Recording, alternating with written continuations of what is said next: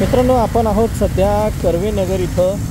साधारणतः इथून थोडंसं पुढं गेल्यानंतर पुढच्या चौकामध्ये कलमाडे हायस्कूल लागतं आणि मागच्या बाजूला तुम्हाला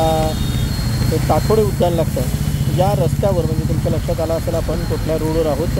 तर त्या रस्त्यावर आपण आहोत आणि या रस्त्याच्या मधोमध इथे एक मोठा नाला वाहतो आणि त्या नाल्यावर हे एक छोटंसं पूल बांधण्यात आलेलं आहे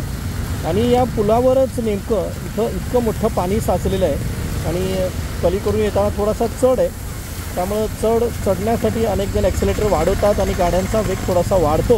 आणि नेमका पुढं आल्या इतका मोठा हा पाण्याचा साठा, पाण्याचा नाला या पुलाच्या खालीसुद्धा आणि पुलाच्या वरसुद्धा एकाच वेळेस हा दिसतो आहे।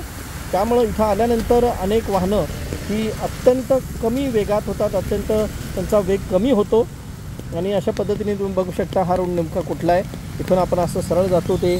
या बाजूला शैलेश सहकारी गृहनिर्माण सोसायटी आणि इथून सरळ गेल्यानंतर पुढे आपल्याला सरळ DP रोड लागतो आणि नदीच लागते, नदीकडे जाणारा हा रस्ता आणि इथून हा सरळ जो पॅरलल रोड आहे हा थेट कर्वे रस्त्याला जोडतो। अभिनव कॉलेज आणि कर्नाटक कावेरी हायस्कूल अशा पद्धतीने इथून तो कर्वे रस्त्याला जोडतो आणि इथून सरळ तो नदी पात्रात हा रस्ता जातो, DP रोडला कनेक्ट होतो। तिथून उजव्या बाजूला वळल्यानंतर आपण राजाराम ब्रिजजवळ जातो। हा ऐकून तुमच्या रस्ता लक्षात आलेला असेल, तर हा नदीवर बांधलेला हा छोटासा पूल, कारण की याच्या पलीकडे एक नाला आहे, तुम्ही पलीकडे बघू शकता इथून इथंपर्यंत असा नाला आहे आणि त्या नाल्यावर बांधलेला हा पूल आहे आणि नेमकं या पुलावरच इतक्या मोठ्या प्रमाणात पाणी साठलेलं आहे।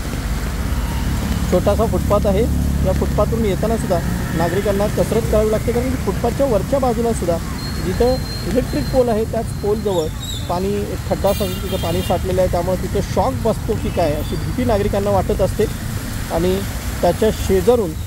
पाण्यात पाय ठेवूनच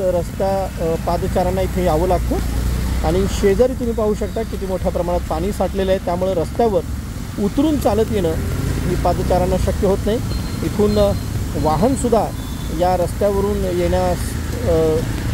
प्रचंड घाबरतात वाहन चालक, त्यामुळं रस्त्याच्या उजव्या बाजूनं म्हणजे डिवायडरच्या बाजूनं गाडी खूप सावकाश आणण्याचा प्रयत्न प्रत्येक वाहन चालक करत आहे। तर अशा पद्धतीनं या कर्वे नगरमधील रस्त्यांची अवस्थासुद्धा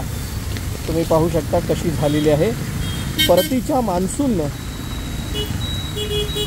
आणि गणपती झाल्यानंतर अनेक रस्त्यांची डागडुजी केली आहे असं महापालिका जरी सांगत असली तरीसुद्धा परतीच्या मान्सूनमधल्या पावसानं